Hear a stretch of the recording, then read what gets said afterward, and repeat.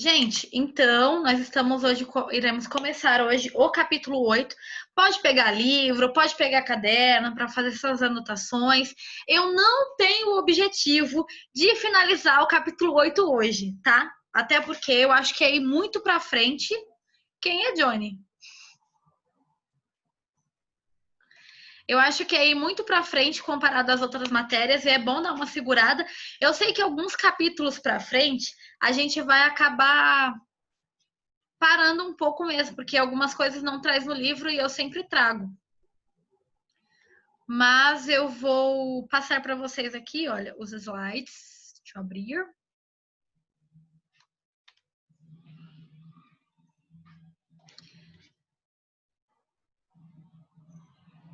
Opa. Cadê o chat? Não acho o chat. Achei o chat. Tô gravando? Sim? Tô, né? Tô gravando?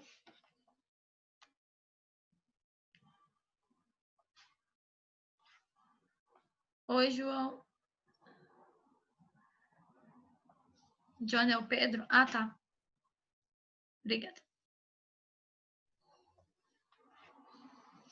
Então, nós iremos falar sobre um assunto que eu me interesso bastante, que é o ser.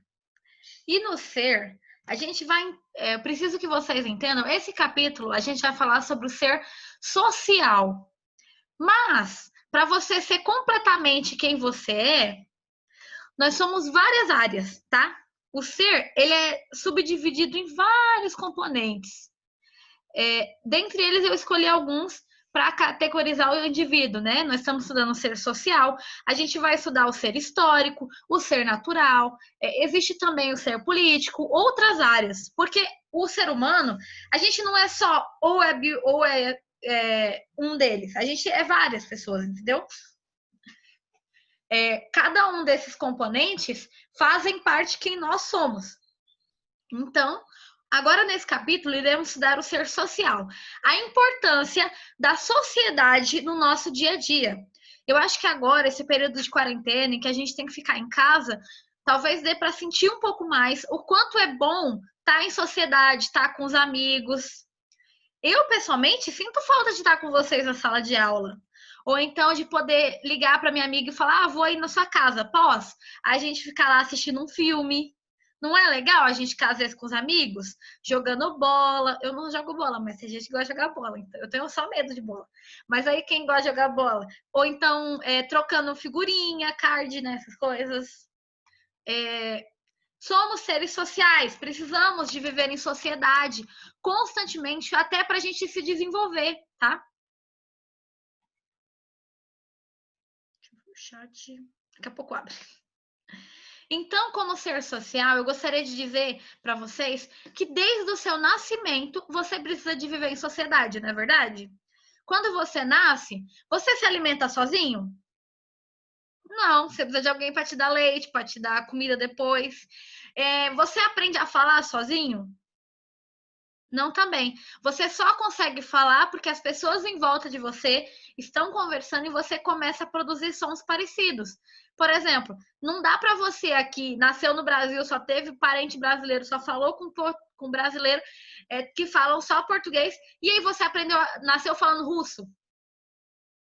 Isso não existe, né? Por quê? A gente aprende essas coisas porque a gente vive em sociedade, entende? É a sociedade que nos ensina qual é a forma de falar, como que são as características das nossas crenças, os nossos valores. Por exemplo, né? Eu lembro que quando começou a quarentena, uma das coisas que mais se falava, tem que lavar a mão várias vezes, né? E aí saiu uma pesquisa que na Europa, por exemplo, quase 60% da população não lavava a mão, nem depois, nem antes de comer, nem depois de ir no banheiro. Aí você pensa, né? Para nossa cultura, a galera ficou com a assim. A gente tem essa cultura até de higiene, né, diferente, porque é vivendo em sociedade que a gente aprende isso. Se na sua casa você sempre aprendesse, pode ver na bagunça, não precisa lavar a mão, não precisa tomar banho, então você ia achar que isso é normal, certo? porque isso também são construções sociais. A nossa sociedade é que ensina pra gente como que deve ser essas ações. Por exemplo, o quesito, a gente mora num país tropical, né? Uma cidade quente. O normal, apesar de hoje estar relativamente frio, o normal da gente é 27, 28 graus, né? Então, lugar quente. Chega até 40, às vezes, em época de muito calor. Imagina se a gente fosse igual alguns grupos aí que demoram a tomar banho. Igual na Idade Média que tinha gente que tomava um banho por ano. Imagina o fedor que não devia ser, né? Um banho por ano.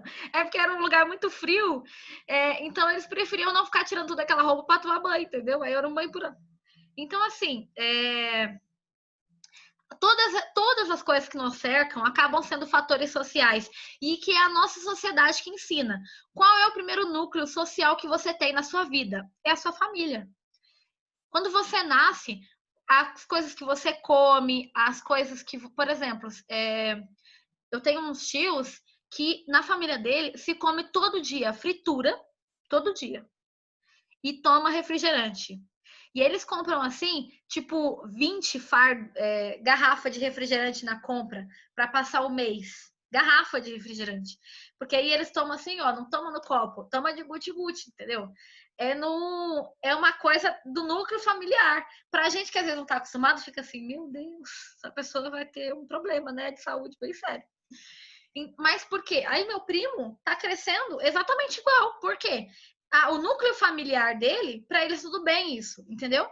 Então acaba que muito daquilo que a gente aprende como certo e errado, em primeira instância, logo de início, são as coisas que a nossa família ensina, tá? Então os valores, por exemplo, o que é certo e errado. Eu tinha um conhecido meu, eu dava aula na igreja para eles, e a mãe deles ensinava eles a roubar desde pequeno, desde os 5 anos. E assim, e aí a criança achava que era tudo normal, entende? Porque foi o que era ensinado, de novo. Tudo que é certo e errado, em primeira instância, aquilo que você aprende primeiro é dentro da sua família. Depois você aprende em outros ambientes. No caso deles, por exemplo, eles foram para a igreja sozinhos, sem os pais, e aí eles aprenderam um pouco mais sobre, por exemplo, que não deve fazer isso, entendeu? Não deve roubar uma outra pessoa, um mercado ou etc, tá? Então, primeiramente, como ser social, a primeira sociedade que você está incluso é dentro da sua família, tá? Eles te ensinam a falar, eles te ensinam o que é autonomia. Minha mãe, por exemplo, não deixou eu ir comprar pão sozinha até os 12 anos. E olha que a padaria era assim: tinha a minha casa, a casa da minha prima, a casa da vizinha e a padaria. Ela não deixava, porque ela tinha medo que acontecesse alguma coisa. Então, por exemplo, até para poder esse desenvolvimento de autonomia, eu demorei um pouco mais, porque a minha família me prendia bastante. Então, assim, tudo isso que a gente aprende em primeiro momento é o núcleo familiar. Depois, existem outras questões de sociedade que você aprende. Por exemplo, a igreja. Quem frequenta uma igreja é o núcleo familiar, tá? Eles ali ensinam o que é certo e errado, ensinam valores, ensinam outras crenças que às vezes você não seguia na sua família, tá? Beba água. Outras questões, amigos. A gente vai falar sobre isso daqui a pouco. Daqui a pouco eu volto nesse assunto. Escola. Escola é um ambiente social em que é por meio da escola, por exemplo, que você aprende a socializar pela primeira vez, de fato, com regras que não são das suas regras familiares, certo? Porque se você chega na igreja, as regras ali vão ser mais ou menos as mesmas e muito difícil. As pessoas não ficam brigando com você por você fez alguma coisa, porque fala com seu pai que tem que resolver. Agora, dentro da escola, por exemplo, quando a gente está, né, no ambiente escolar, dentro dos muros da escola, você pode só comer na hora que você quiser? Não, existem regras, existem horários específicos para isso. Até porque se você faz isso, você está desrespeitando o horário ideal de fazer, né? Então é a primeira vez na sua vida em que você vai ter regras que são fora do seu ambiente familiar, tá? E são regras que vão te ajudar também a viver em sociedade quando você for mais velho, quando você for autônomo completamente da sua vida e começar a se responsabilizar por todos os seus atos. Na escola, então, você aprende, por exemplo, que às vezes você está errado. E se a sua família ensinou que você está sempre certo, nem sempre você está certo. Porque nem sempre eu estou certa também como pessoa, nós erramos. E algumas famílias ensinam que o filho está sempre certo. Na verdade, então, o ambiente escolar é o primeiro que você vive em sociedade em que, por exemplo, se essa caneta de marcar texto é minha e você quer ela para você, você pega e bota nas suas coisas. Não é porque você achou na escola que é seu, certo? É de alguém, então você tem que devolver. Então, no caso, ela é minha, então ela fica comigo, tá? Na sua casa, se você acha alguma coisa, você pode misturar as coisas da sua com a do seu irmão, porque é o seu ambiente familiar. Agora, quando você está na escola, as coisas suas são suas e as coisas do seu colega são do seu colega, certo? Então, existem regras para se viver em sociedade e regras que a gente aprende, né, a viver, tá? Até para que um dia vocês aprendam também no ambiente de trabalho. Por exemplo, existem coisas que são os seus avós, na sua família, né? Existem coisas que são os seus avós que ensinam, outras que são os seus pais, outras que são os seus tios, os seus irmãos. Cada um, ao seu modo, vai te ensinando alguma coisa. Pode ser algo formal, por exemplo, você não pode, seus pais, sei lá, não pode cortar alguma coisa porque você é muito pequeno e pode cortar a mão, né, com a faca. Então não pode. Ou então o seu irmão falando, esse espaço é meu e eu não quero que você mexa. Existem várias formas de aprender, certo? Aprendizados formais e informais, tá? E nós somos seres sociais. A gente muda e move a nossa existência porque nós vemos em sociedade e aprendemos coisas diferentes. Porque senão íamos todos parar no mesmo. Do jeito que a gente nasceu, a gente ia ficar, né? Existe uma história, a gente aprende bastante isso na faculdade, mas de um menino, se eu não me engano, o nome dele era Vitor, em que ele foi abandonado pelos. Não se sabe bem como que ele foi para lá, mas enfim, ele viveu durante vários anos na floresta, tá? E por causa disso, ele andava igual animal, assim, de 4 patas. Então andava com a mão e o pé tudo no chão. E ele grunhia, ele também não sabia falar, porque nunca foi ensinado a ele. Ele viveu muitos anos na natureza e ele parecia um animal, porque era o que ele aprendeu a viver, entende? Então, às vezes, nosso ambiente social nos ensinam até como ser a pessoa que nós somos hoje, tá? E com isso, nós somos seres sociais. Em compensação, a gente vive numa sociedade individualista. A gente já falou sobre individualidade, né? Que cada um tem as suas características individuais. O individualismo não é isso. O individualismo é você acreditar apenas em você, que você é melhor do que todo mundo e que você deve estar acima de todo mundo, tá? Então é alguém que olha apenas para o seu umbigo, apenas para ele mesmo e não para os outros. Nós vivemos em uma sociedade individualista em que você só é valorizado quando você ganha, né? Você tem que ser melhor do que o outro. Sempre, sempre ser melhor. Né? Sempre marcado por uma competitividade, sempre marcado por um objetivo de sermos reconhecidos como os melhores, nunca fraquejar, nunca depender de outras pessoas. Isso é o que a nossa sociedade ensina muitas vezes, tá? Onde o melhor é sempre exaltado e os outros são meio que excluídos, não são valorizados, tá bom? Mas não somos ilhas, dependemos de pessoas, tá bom? E apesar da nossa sociedade dizer que tudo bem você achar que é mais importante que todo mundo e por isso passar por cima de qualquer um ou qualquer coisa para chegar onde você quer, você depende de outras pessoas, você não consegue nada sozinho. Até para se alimentar, quando você era pequeno, você precisava de outras pessoas. Eu trouxe aqui um videozinho, gente, tem 1 minuto e meio, o vídeo é bem curtinho, mas ele vai falar sobre um pouquinho de uma individualidade em que ele foi, individualismo, né? Ele foi falar sobre isso em uma ilha. Ele vai para a ilha e começa a questionar pra gente, por exemplo, tá, eu vivo em uma ilha? Eu consigo viver totalmente sozinho, sem ajuda de ninguém?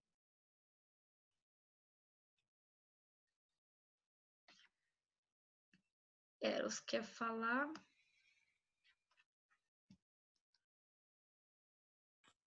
Fala, Eros. Não, professora, eu levantei sem querer. Se alguém tiver alguma dúvida, pode fazer pergunta aí no chat, tá? Estamos aqui na ilha da Casa Inca, na Bolívia. Estão ouvindo? Vocês escutaram? Sim? Sem querer eu passei o vídeo. Estamos aqui na ilha da Casa Inca, na Bolívia, para falarmos sobre uma coisa muito interessante. Quando eu te chamo de individualista, geralmente a gente usa essa palavra de maneira pejorativa. Ah, essa pessoa é uma individualista, etc, etc. Mas bem, vamos aqui fazer uma diferença entre o individualismo benéfico e outro que não seria tanto assim. O individualismo benéfico seria aquele que para muitos historiadores nasceu na Itália do século XIV, no Renascimento, que significa você poder ter as suas próprias convicções, as suas próprias ideias, como diremos hoje, o seu próprio estilo, independente das outras pessoas. Isso seria o individualismo nascido lá no início da modernidade e benéfico. Mas existe um outro individualismo, e esse tem causado males à nossa sociedade. É aquilo que o historiador canadense Macpherson batizou de individualismo possessivo. Isto é, você não entender que tudo que você tem se deve também à sociedade. Claro que se deve aos seus esforços, mas há também uma ligação com a sociedade. Ora, os livros que você leu, alguém escreveu. A internet que você está usando, alguém inventou, alguém construiu, alguém pregou parafusos aí. Os caminhos que você anda, alguém construiu, alguém limpou. Quer dizer, individualismo possessivo é você achar que você é uma ilha. Você achar que o que você tem, o que você é, não deve nada à sociedade. Mas cuidado. Esse individualismo tem causado muitos males nas sociedades contemporâneas, o individualismo possessivo. Então veja, falar em individualismo nem sempre é uma coisa ruim. Quero que você pense um pouco melhor sobre esse termo e sobre essa questão do individualismo possessivo. Será que somos mesmos ilhas? O que ele quer dizer com isso, né? Que existe, por exemplo, tudo bem às vezes você se preocupar com você, né? Se tem alguém te fazendo mal e você, por exemplo, tentar se cuidar de alguma forma. Isso não tem problema. O problema é quando você entende pela sociedade, que é o que a sociedade diz, que você é melhor do que todo mundo e por isso você merece, você fez sozinho, parabéns você, nossa, eu sou incrível, maravilhoso e eu conquistei tudo que eu conquistei sozinho. Como assim, gente? Não somos ilhas. A gente depende uns dos outros. Tanto as pessoas dependem da gente, quanto a gente depende das pessoas. Como ele falou, se você está numa internet assistindo uma aula, é porque alguém inventou a internet, tem alguém que mantém essa internet funcionando para que a gente consiga assistir a aula, mesmo que a situação não esteja boa no resto do mundo, né? Ainda assim você está tendo possibilidade. Se você conseguir, por exemplo, completar um ano letivo esse ano, né? Vai dar certo até o fim do ano, tudo mais. Mas existem alunos que não têm as possibilidades que você tem, por exemplo, de estar continuando estudando. Por quê? Porque não tem as mesmas condições que nós temos. Então, assim, muita coisa do que a gente é e o que a gente faz é graças a fatores que não estão ligados necessariamente a algo próprio, tá? Não foi algo que eu construí sozinha. Por exemplo, hoje, eu sou de São Paulo, né? Hoje eu vim morar em Campo Grande, eu moro sozinha, moro com meu irmão, na verdade, mas ainda assim, eu trabalho, eu me banco, eu tenho as minhas responsabilidades, deveres, né? Que eu devo cumprir, mas eu só consegui isso porque eu tenho amigos que me ajudam emocionalmente, eu tenho meus pais que me dão total apoio para as coisas que eu quero cumprir, eu tenho pessoas em volta de mim que estão buscando essa também para que eu cumpra os meus objetivos, assim como eu também luto para que eles consigam fazer as mesmas coisas, entende? Então a nossa responsabilidade também é grande comparado ao que a gente faz com o outro, tá? De novo, que ele falou, somos ilhas? Não somos ilhas. Não vivemos isolados. Dependemos de outras pessoas e que também dependem da gente. Então, mesmo que eu não tenha, sei lá, dinheiro para ajudar alguém, pelo menos um suporte emocional eu posso dar, certo? Quando alguém precisar, né? Independente do que seja na faixa etária que você está incluído. Somos seres sociais. Como eu falei, é só a família que está relacionado a isso? Não, os amigos também. Eu quero que você pense, pode escrever aí no chat de vocês, quem é o seu melhor ou melhor amiga no mundo, tá? Pode ser da escola também. Do mesmo jeito que é importante com que nós tenhamos amigos, esses amigos também, é importante que a gente seja bons amigos, né? Para cuidar deles. Somos seres sociais, precisamos uns dos outros. A gente tem que cuidar tanto quando a gente quer ser cuidado, certo? Outra coisa é que a gente aprende muito com eles também. Estão escrevendo aí no chat?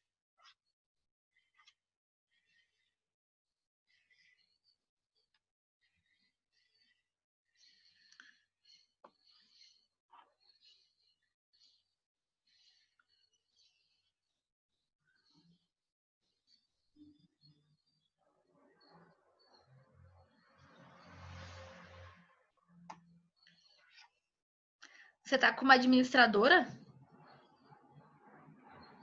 Oxi. Tá não.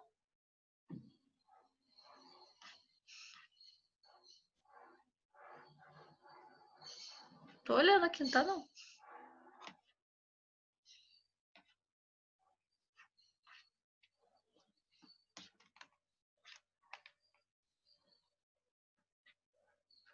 Peraí.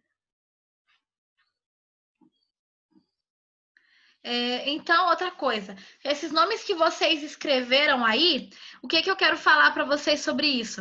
É que, do mesmo jeito que vocês precisam uns dos outros, vocês aprendem uns com os outros. Características dos seus melhores amigos, você acaba ficando também. Assim como os seus melhores amigos também pegam características parecidas com as suas. Pode ser o jeito de falar, pode ser algum tipo de expressão. Quando eu era mais nova, eu tinha um costume, talvez por ser paulista, né? Paulistana, eu falava muita gíria. Então, eu falava mano, muito, falava muito mano. E aí a minha amiga, que era bem do interior, nunca tinha falado isso na vida dela, começou a chamar a mãe dela de mano. Levou uma surra por causa disso, né? Mas foi assim, porque era algo inconsciente meu e que a minha amiga pegou e que a gente nem reparava, sabe? Porque já fazia parte da pessoa que eu era. E a coitada ainda levou uma surra e aí eu tentei parar de falar, mano, né, para os meus amigos não terem esse tipo de problema. Mas assim, características, modos de falar, alguma coisa que você gosta e os seus amigos começam a gostar também, para vocês criarem mais laços, entende? Então, cada vez mais, como um ser humano social, a gente aprende um com o outro, muda um com o outro. Características que você. Digamos que aquela carta que a gente escreveu, sabe, no início, de todas as suas características, se você conhecer pessoas novas, muito disso vai te mudar para quando você ler essa carta no que vem. Você vai falar, nossa, eu nem gosto mais dessas coisas, né? Aí você para pra pensar, por que eu não gosto? Ah, talvez porque um amigo meu não gostava e eu acabei percebendo que realmente não é muito bom, né? Ou alguma coisa assim. Eu tenho um amigo que ele é bem crítico com filme. Eu assisto todo tipo de filme, né? Eu gosto muito de filme, assisto comédia romântica, gosto das coisas, né? Aí, todo filme que ele critica, eu começo a ficar. Realmente, não é um filme muito bom, não. Porque a gente começa a ficar parecido, né? Com as pessoas próximas a gente, tá? Isso vale para várias coisas no dia a dia. Deixa eu ver aqui o que vocês escreveram no chat. João Gabriel falou que aquela história do Vitor lá era do Tarzan. Na verdade, é baseado no menino, o filme.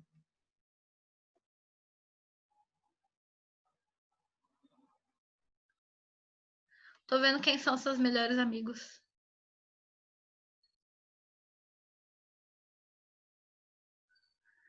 Vários de vocês consideram uns aos outros.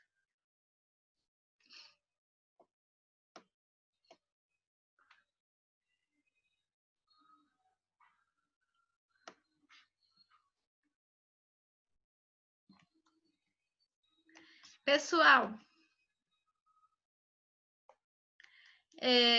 quem não tem ainda um melhor amigo, eu indico você encontrar ou melhor amiga, porque faz toda a diferença como seres humanos quando a gente tem alguém para poder compartilhar as nossas dores, compartilhar as nossas alegrias, certo? Às vezes a gente tá, aquele momento muito triste da vida que a gente não tá aguentando. Por que não contar para alguém e vocês dois juntos tentar desenvolver uma solução para isso? Pode ser alguém mais velho, pode ser alguém mais novo. Eu sempre tive muitos amigos mais novos do que eu. Talvez que eu tenha cara de criança, né? Aí o pessoal mais velho não me dava muita atenção, não, mas o pessoal mais novo me dava. Eu sempre fui amiga do pessoal mais novo.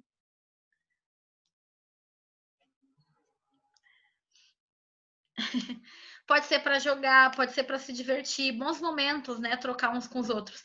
Tudo isso ensina alguma coisa. Pode ser algo formal ou pode ser algo não, que não é formal. Pode ser algo, por exemplo, como ser um bom amigo um para o outro, como algo que vocês gostam juntos, tá? Como a gente falou, tudo isso molda também quem nós somos.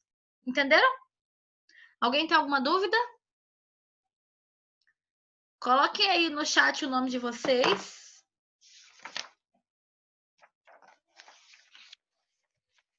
Não acabei a aula não, tá?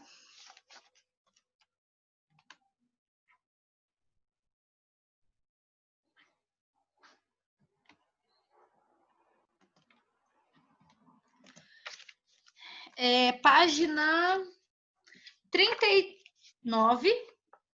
Eu só vou ler essa problematização aqui e a gente faz outra parte, tá, da aula. Problematização. Estava tudo pronto para o grande dia.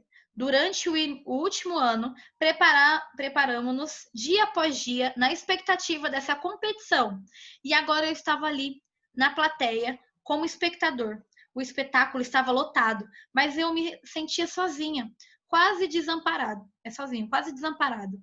Apesar do intenso barulho à minha volta, feito pelas pessoas que iam e vinham em busca de seus lugares, o meu silêncio interior me inundava, isolando-me de tudo aquilo. Antes do anúncio da prova, com os meus olhos fechados, pude ver passar à minha frente todo o trabalho coletivo e cada esforço individual realizado nesse último ano. Não lembro exatamente o que senti quando o médico da equipe falou que eu não poderia competir naquela prova. Tudo pareceu tão irreal, tão surreal. Meus companheiros de equipe se solidarizaram comigo, mas ainda assim eu me sentia fora daquela cena, exceto pela intensa dor no pé que me trazia de volta à realidade. E que realidade? Nunca acreditei em acaso. Disciplinado, sempre supus que se fizesse tudo o que fosse de forma correta, a chegada estaria garantida. No entanto, não foi assim que aconteceu. Tinha uma pedra no meu caminho, uma minúscula pedra. E foi justamente ela que me tirou do meu caminho. Torci o pé e agora estou aqui, invertido de atleta a espectador.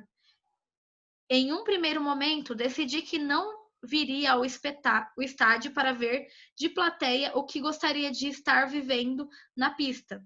Mas depois, pensando nos meus amigos, senti-me como equipe.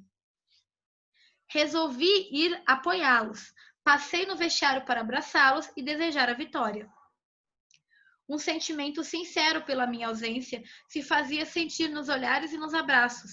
E eu tentei parecer gentil e animá-los, dizendo, com a mesma sinceridade: vim ver a nossa vitória porque me sinto com vocês nesse momento. O treinador me convidou a permanecer ao lado da pista, mas preferi ir para a arquibancada. Entendia que aquela era o meu lugar naquele momento. Uma sirene informou que a prova ia começar. Todos procuraram apressadamente seus lugares e tudo se acalmou. Só se sentia uma grande expectativa no ar, o clima de toda a competição. Observando a corrida com esse devido afastamento, pude perceber que aquele jogo se assemelhava à nossa vida, como uma geração passando o bastão para outro, que chega mais forte e leva o bastão adiante. Percebi a importância de cada corredor na tarefa que deve realizar e como todos dependem de cada um. E cada um está em função de todos. Então, nós vivemos, né, num conjunto e que cada um tem um papel nesse conjunto em sociedade.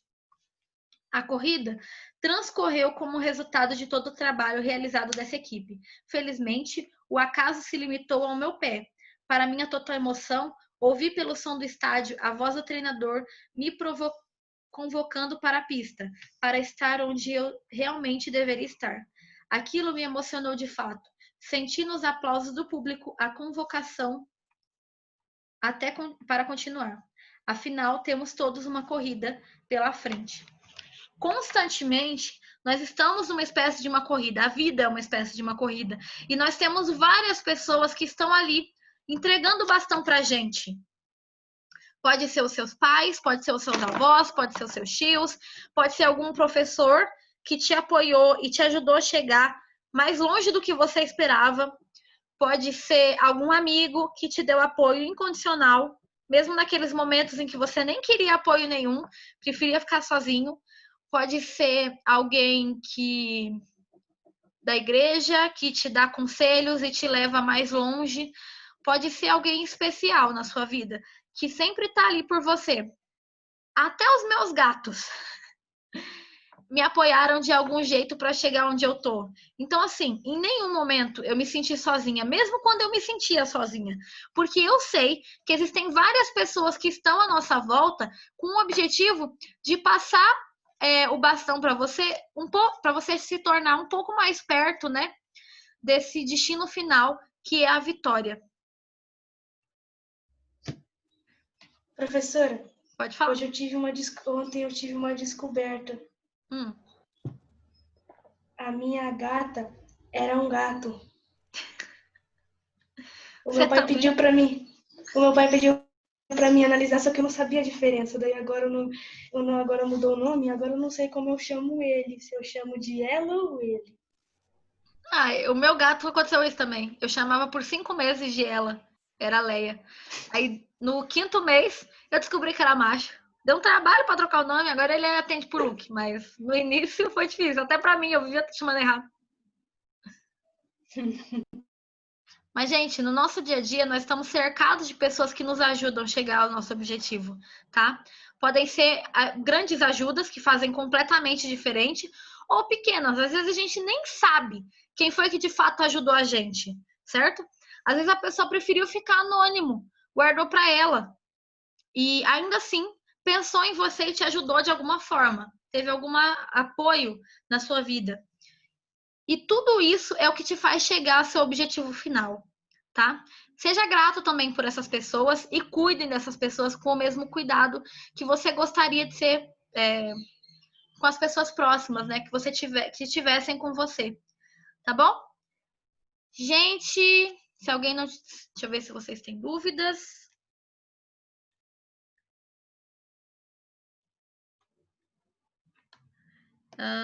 Qual página que eu estava lendo? Era capítulo 7, página 32 e 33. Eu li a problematização.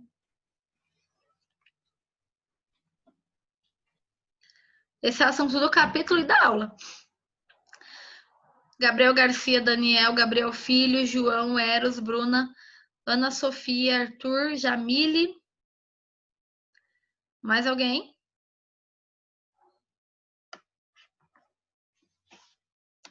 Esses aqui foram os nomes que eu recebi na chamada. Muito obrigada, gente. Na semana que vem, Eduardo, na semana que vem a gente continua esse capítulo, tá bom? E fiquem com Deus.